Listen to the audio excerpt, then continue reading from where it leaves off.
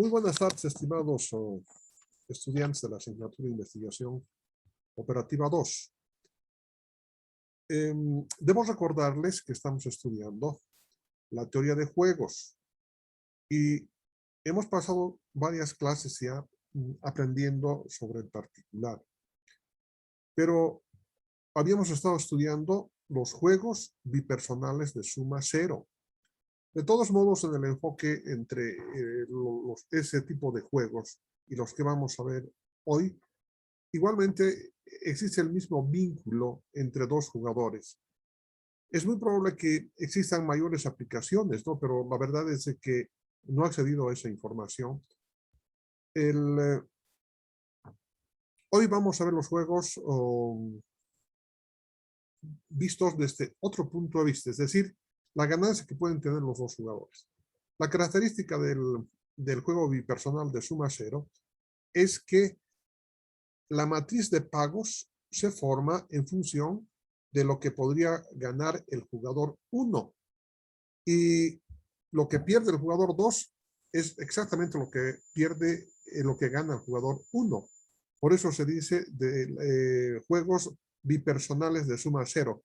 Juegan solamente dos personas y lo que gana J sub 1 pierde J sub 2. En el caso que vamos a ver de aquí en adelante, cada jugador, cuando suma una estrategia, va a tener dos valores que se corresponden con lo que podría ganar el otro. Consecuentemente, ahí se presenta una nueva forma de razonamiento en la teoría de juegos. Esa teoría de juegos, que fíjense, tienen varios premios Nobel en su haber en los últimos años, está desarrollando una nueva forma de pensamiento. Es decir, el ingeniero no solamente es la persona así completamente técnica, ¿no? Sino que tiene que tener algunos conocimientos para la toma de decisiones en el marco de la administración. El ingeniero de sistemas también es un administrador, entonces tiene que conocer también las estrategias para poder tomar buenas decisiones. Y en realidad, justamente quiero parar en este punto para hacer la siguiente pregunta. Les voy a incorporar a algunos estudiantes que han ido un poco atrasados y le voy a preguntar a la señorita Juana Chiri. Señorita Juana Chiri, me está escuchando, ¿verdad?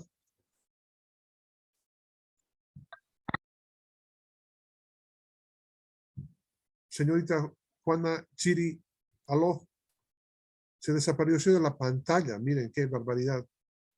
¿Qué ha pasado? Se ha escapado de la pantalla. A ver, vamos a ver. Kevin Malderna, por favor comuníquese. Mire, yo todas las intervenciones, todas las preguntas que realizo, etcétera, voy marcando y van ganando ya puntaje por la participación en clase. Consiguientemente, lo que le estoy pidiendo al señor Kevin Malderna es que se comunique conmigo. ¿Me escucha? Bueno, ingeniero, sí le escucho normal. Muy bien, un momentito, por favor. Un momentito, por favor. Bien.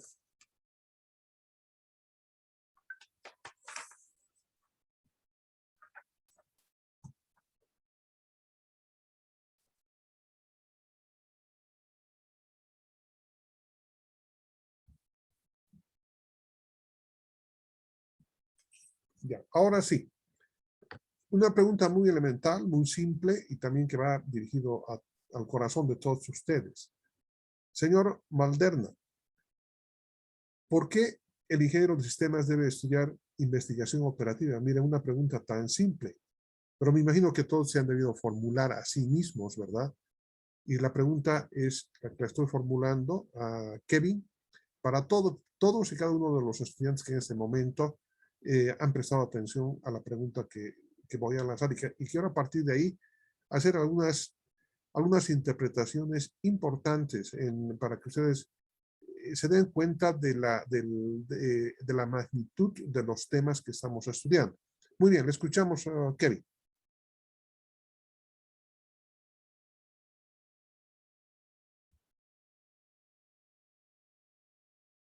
Kevin. Está con el micrófono apagado. ¿Aló?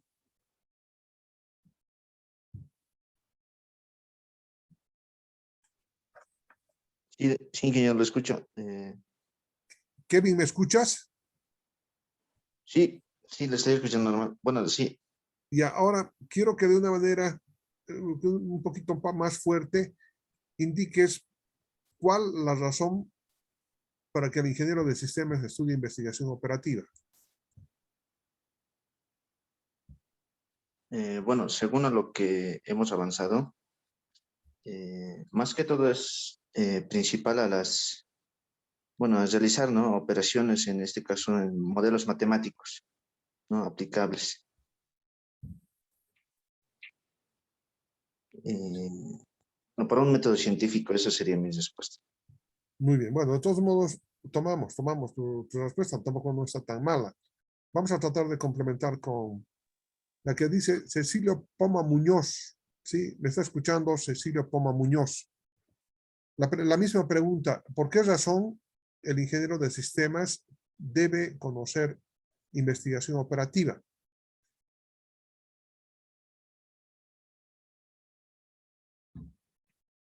¿Me escuchó Cecilio, verdad? ¿Aló?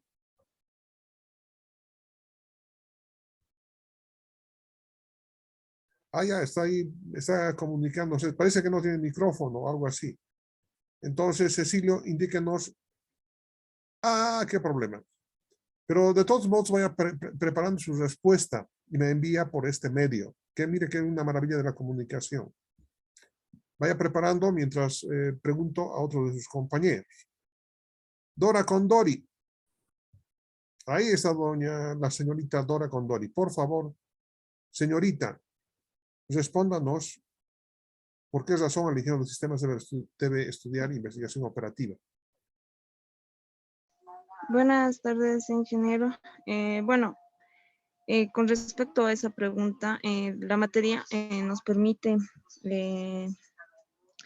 lo que es las resoluciones de los problemas. Esto, en tanto la carrera como ingenieros, nos ayuda a tomar mejores decisiones con respecto a ciertas organizaciones.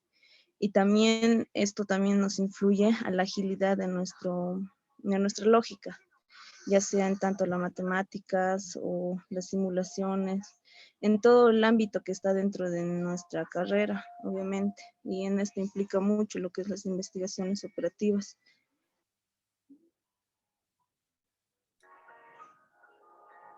No, Eso muy sería bien, mi muy, respuesta. muy bien. La verdad, señorita, es de que creo que ha dado en el clavo. De todos modos, vamos a esperar para poder un poquito aumentar, pero la respuesta que ha dado, evidentemente, tiene dos vías, y esas son las vías de la educación. Miren, el profesor universitario no solamente es un instructor, sino que también es un educador. Y usted ha mencionado las dos líneas básicas, principales, o tal vez puede ser que usted sea educadora, por eso se ha referido en esas dos líneas concretas. La primera es evidentemente los conocimientos, las metodologías, las heurísticas que el estudiante tiene que conocer con referencia a los modelos que se pueden aplicar en el sistema de decisiones de la organización. Y el otro camino que ha tomado es para identificar, ¿sí? El lado educativo, ¿sí? Es decir, que el estudiante se sienta seguro en ciertas áreas, ¿sí? Claro, por el conocimiento que tiene y las habilidades, pero que adquiera una autoestima. Entonces, y además, ahí mismo usted lo ha concretizado y ha dicho de que, además de que permite mejorar el razonamiento. Evidentemente ha tocado los puntos principales y esa es la razón. El único que estoy esperando todavía la respuesta de su compañero, debe estar en plena agilidad del teclado. Es una, en el trasfondo es de que el ingeniero de sistemas tiene que dominar, ¿sí? Los modelos, las teorías de la investigación operativa, porque En realidad, en primer lugar, es también un administrador. Es un administrador del sistema. Y van a ser administradores de los sistemas, van a ser administradores de bases de datos, administradores. Por lo tanto, tienen que conocer, por un lado, estos mecanismos de la administración. Y por el otro lado, el ingeniero de sistemas, aparte de ser administrador, tiene que construir el sistema de toma de decisiones que dijo Dora también, evidentemente. Es decir, hay necesidad, sí, de que el ingeniero de sistemas conozca todas esas teorías para elaborar el sistema de toma de decisiones para la alta gerencia.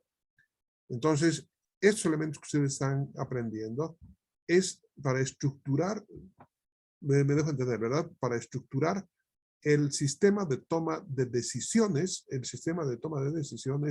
en la organización en la que estén. Puede ser una empresa, puede ser el ejército, etcétera, etcétera. Ahí tiene que haber también un sistema de toma de decisiones. Y ese sistema de toma de decisiones utiliza la matemática, etcétera, etcétera. Entonces, eso que queda bien establecido. Muy bien, vamos a... Esa era la parte educativa de la clase de hoy.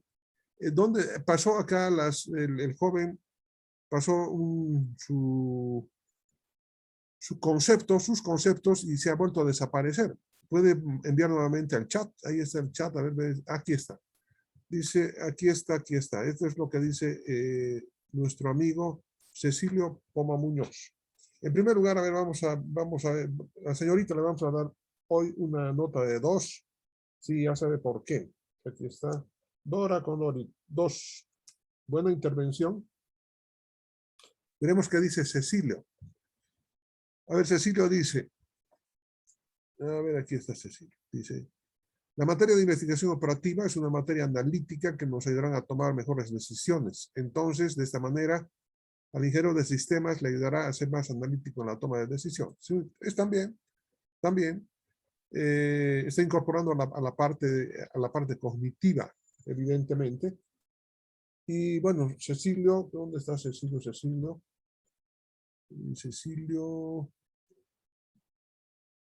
vamos a ver acá. Cecilio Poma. Le vamos a otorgar un 2 también por su participación. Y el amigo que anteriormente nos colaboró también en estructurar inicialmente el concepto, ¿cómo se llama? Por favor, comuníquese. Kevin Malderna. Kevin Malderna. Muy bien. Malderna. Fíjense, con 3 intervenciones, ¿sí? Hemos logrado estructurar, o sea, cuál es el objetivo del estudio en la asignatura. Y esto es muy interesante. ¿Y por qué estamos estudiando? Quiero ligar, ¿por qué estamos estudiando teoría de juegos? Justamente para mejorar los conceptos, la forma de tomar mejores decisiones. Hay otra parte, después de la teoría de juegos, que se llama teoría de decisiones, otro capítulo. Pero para esto, necesariamente necesitamos estructurar la forma de pensamiento que se tiene que estructurar de una secuencia que se ha analizado matemáticamente, de la que hemos hablado. Esos grandes premios Nobel han logrado, ¿sí?, estructurar matemáticamente esa toma de decisiones entre los participantes de un duopolio normalmente, ¿sí?, 2 jugadores y nada más. Y eso es lo que vamos a ver hoy en la tarde. Vamos a compartir esta pantalla. Bien, tienen ustedes ahí los juegos cooperativos y juegos no cooperativos. Voy a desaparecer la pantalla.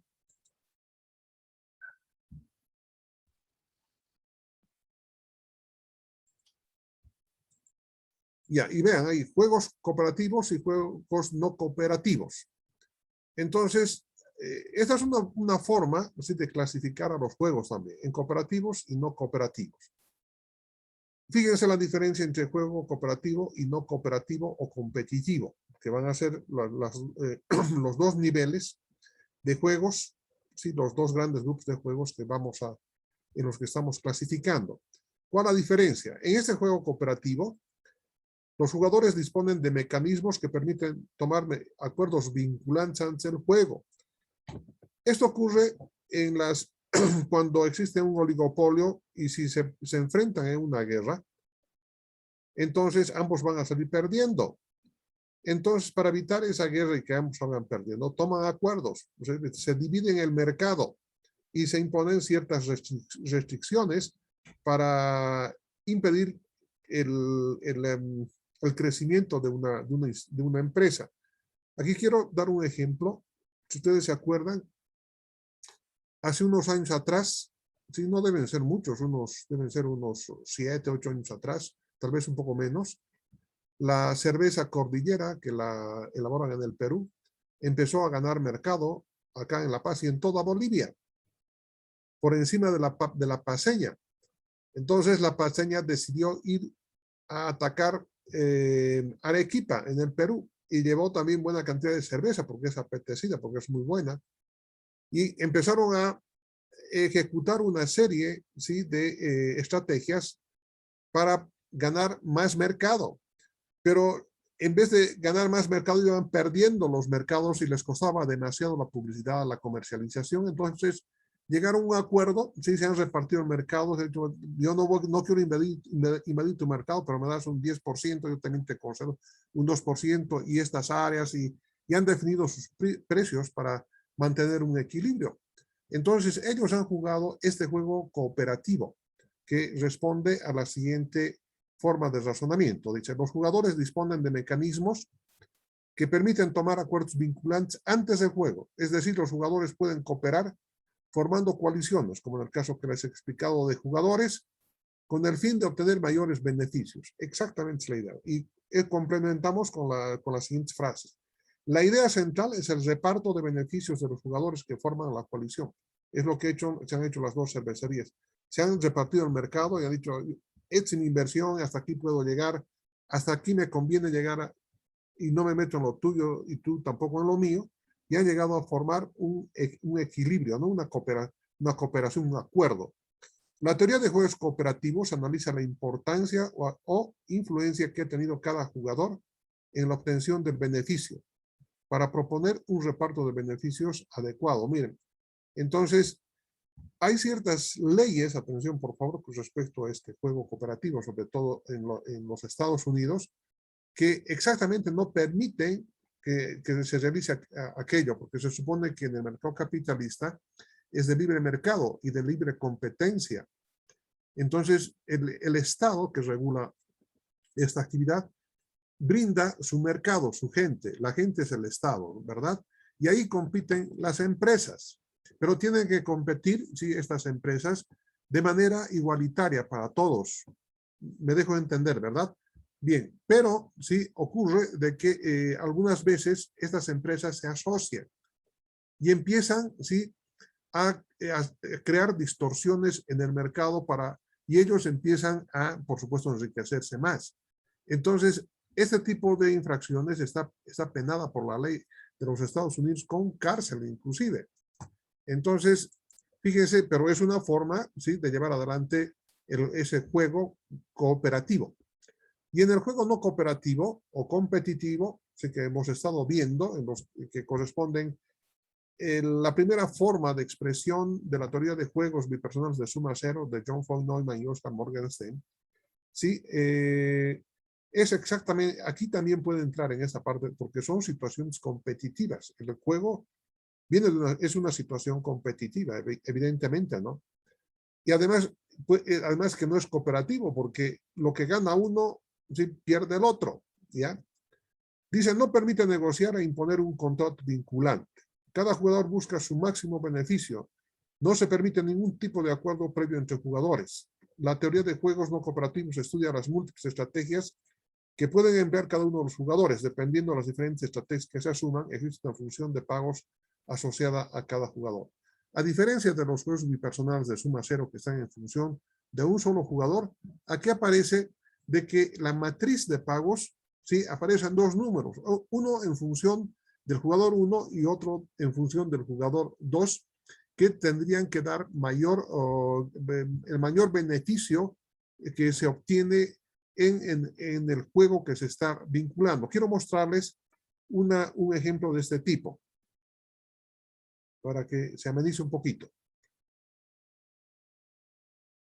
Aquí está. Miren, este es un juego. Igualmente, fíjense, es bipersonal.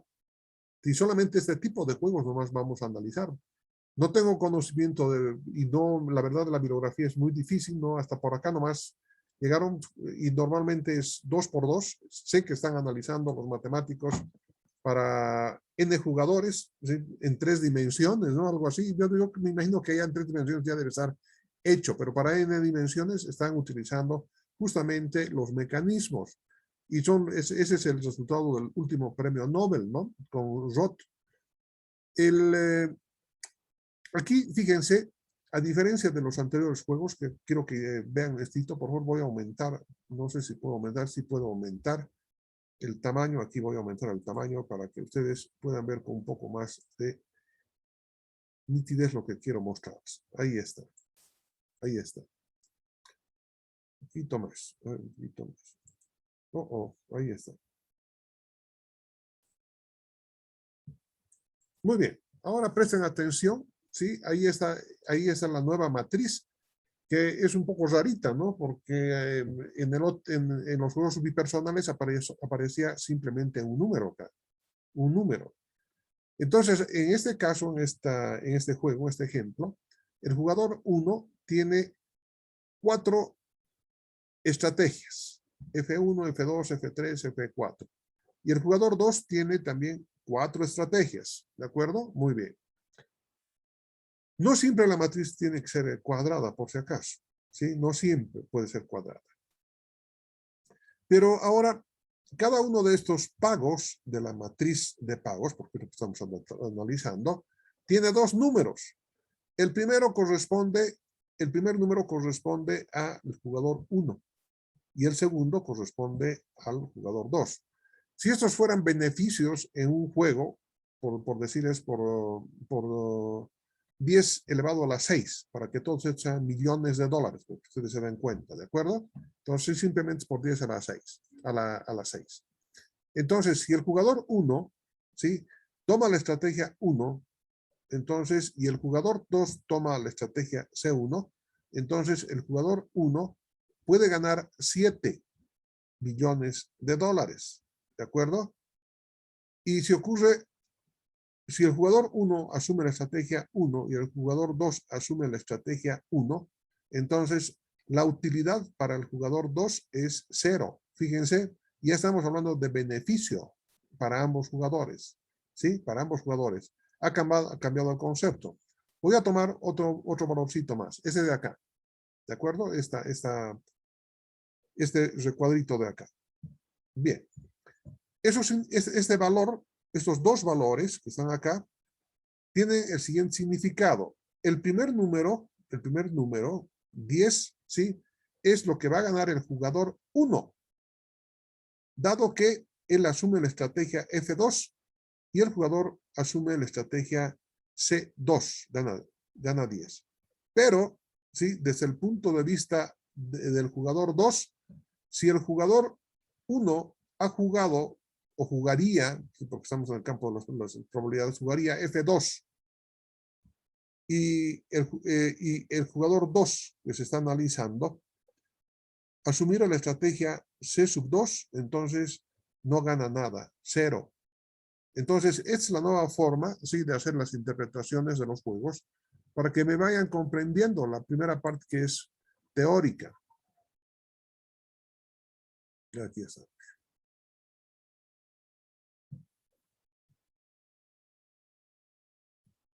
En esa última definición está acá.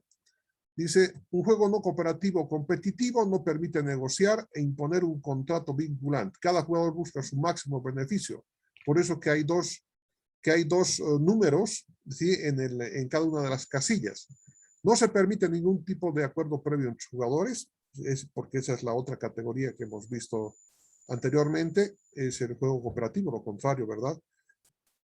La teoría de juegos no cooperativos estudia las múltiples estrategias que pueden emplear cada uno de los jugadores Dependiendo de las diferentes estrategias que se asuman, existe una función de pagos asociada a cada jugador, y eso es lo que hemos visto. Esta última partecita dice que estudia las múltiples estrategias que pueden emplear. Es lo que vamos a estudiar posteriormente. Esas estrategias que nos enseñan a razonar en una forma matemática muy especial.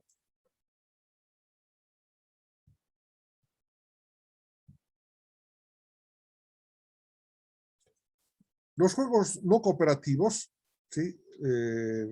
Se clasifican en juegos estáticos y dinámicos, y juegos sin información completa y con información completa. Muy bien, entonces veamos esta clasificación de los no cooperativos, ¿cierto? De los que vamos a estar analizando. Es decir, aquí cada cual busca su máxima utilidad, punto. Y estos, pero se dividen en estáticos y dinámicos, vamos a ver la diferencia, y juegos sin información completa y con información completa, y aquí están sus definiciones. Los juegos estáticos, ¿sí? Son aquellos en que las decisiones de los jugadores no saben lo que han decidido otros, estos estáticos, y los vamos a ver enseguida. Mientras que en los juegos dinámicos, al menos uno de los jugadores debe saber qué decisión han tomado los otros jugadores antes de tomar la suya. Esto es lo último que vamos a estudiar, los juegos dinámicos, en teoría de juegos. Entonces vamos a practicar con estos juegos estáticos inicialmente, tal vez la clase de hoy. En los juegos con información completa, ¿sí? No son del tipo de juego más habitual, pero este tipo de juegos se puede denominar el dilema del prisionero, y hay otros más que son ejemplos muy interesantes que vamos a ver también, pero donde se tiene toda la información completa para la toma de decisiones. Vamos a ver también lo que significa el dilema del prisionero, es un bonito ejemplo. En los juegos sin información completa, a diferencia de los que tienen información completa, que sobre todo estos de acá, son para que puedan entender el concepto del juego, así de simple. Son más que todo de tipo didáctico, como dicen, son didácticos. Normalmente no ocurren. Entonces, los que más ocurren son los juegos sin información completa, donde los jugadores sí, no tienen información de las consecuencias cuando asumen una estrategia, porque no conocen las estrategias del otro jugador. Describe situaciones en las que algunos jugadores desconocen la información acerca de los otros jugadores, como pueden ser sus pagos o preferencias. Bueno, seguimos con esto de acá. He tocado una tecla, van a disculpar, tocó una tecla que no correspondía. Ya.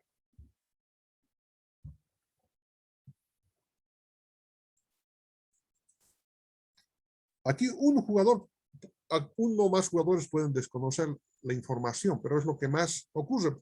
Si es uno, pueden ser todos también. A continuación se menciona algunos de los ejemplos de juegos sin información completa de este tipo, en los que se puede aplicar la teoría de juegos, que es lo que vamos a hacer en el resto del tiempo. Competencia entre empresas que desconocen los costes de los rivales. Un vendedor conoce la verdadera calidad del producto, el comprador no. Un trabajador nuevo en la empresa conoce su verdadera productividad y el empresario no. Una negociación entre un vendedor y un comprador en la que el primero no conoce la valoración del segundo. O una subasta en la que cada participante conoce su propia valoración del objeto, pero no la valoración de los demás. Y eso es lo que ocurre, ¿no? Cuando hay una puja, entonces, ¿cuántos jugadores hay? Fíjense, no son dos, son varios jugadores. Pero de todos modos, en este juego sin información completa, entonces ocurre de que cuando se hace la puja, el que está dando un valor, doy 300, ¿no? Entonces, para él tiene un valor ese objeto que le permite dar un valor al dinero, me dejo entender. Pero ese valor del dinero para otra persona, ¿sí? Frente al valor que tiene ese objeto para esa persona, puede ser menor o puede ser mayor. Si es mayor, entonces Este señor va a decir, doy 400. Entonces, fíjense, ese es un ejemplo, y en el resto también. Hay miles de ejemplos en teoría de juegos donde se va a aplicar, así que con calma nomás, jóvenes. Ahora vamos a hablar sobre estrategias dominantes y vamos a ver algunos ejemplos. El resto de la clase nos vamos a pasar viendo estrategias dominantes. Ojalá que tengamos tiempo para ver el equilibrio de Nash. Sería interesante llegar hasta el equilibrio de Nash. Presten atención. Dice estrategias dominantes. Una vez que se tiene conformada la matriz de pago, entonces es necesario verificar las estrategias dominantes. ¿Cuál es la matriz de pago? Nosotros sigue teniendo el mismo nombre, ¿no? Matriz de pago. Y fíjense que ese nombre de matriz de pago deviene desde un francés, ¿no? Que es Borel, que era un profesor de matemáticas, ¿sí? De la normal superior en París. ¿Sí? Y él dio el nombre de matriz de pagos. Y además de otros términos más que vamos a estar estudiando en momentos más. Dice, en cada matriz de pagos, dice que pueden haber, ¿sí? Estrategias dominantes. Por eso tenemos que, para encontrar la mejor estrategia y el valor el mejor valor para el jugador 1 o para el jugador 2, entonces hay que, dice, verificar las estrategias dominantes. Si el caso es de beneficio, entonces existirán probablemente unas estrategias que sean dominantes en comparación a otras. Pero en caso de costos puede ocurrir lo propio, solamente que tenemos que ir al mínimo valor. Para los fines del juego existen dos tipos de dominio estratégico que son. De dominio estratégico. Y estos dos ejemplos vamos a ver la clase de hoy. Estrategia estrictamente dominante. Cuando siempre proporciona a un jugador mayor utilidad independientemente de la estrategia del otro jugador. Es decir, vamos a ver enseguida en una matriz de pagos cómo el valor que va adquiriendo, ¿sí? Como utilidad uno de los jugadores es mayor siempre a la estrategia que puede tomar el otro jugador. Entonces, podemos eliminar esa estrategia para el otro jugador o para el jugador que está queriendo tomar la decisión. Estrategia débilmente dominante, cuando proporciona a un jugador al menos la misma utilidad para todas las estrategias del otro jugador y estrictamente superior para alguna de sus estrategias. Vamos a ver enseguida. Por el momento esto parece trabalenguas, pero vamos a ver. Sino que estoy haciendo su presentación. Es una presentación, como ustedes verán, al igual que el libro. Y a propósito, ayer me llamó el señor de la imprenta y me dijo que había tenido algún percance con su máquina y que no podía entregar los libros sino hasta el lunes de la siguiente semana. Entonces, seguramente también les ha comunicado lo propio. Y fíjense, algunos de estos elementos los tengo que extraer del libro. Consecuentemente, para poder escribir un libro, se tiene que utilizar ciertas normas, ¿sí? Para que la lectura sea coherente. Entonces, como consecuencia de eso, pues, tengo que presentar estos conceptos. En clases, fíjense, no se pueden presentar los conceptos así tan simple cuando es la clase presencial, ¿no? Entonces, normalmente se presenta primero el problema, se resuelve una vez que conozcan todas las articulaciones existentes, entonces se explica así el concepto, ¿sí? Y para que puedan comprender mejor. Pero en este caso, tengo que presentar de esta manera.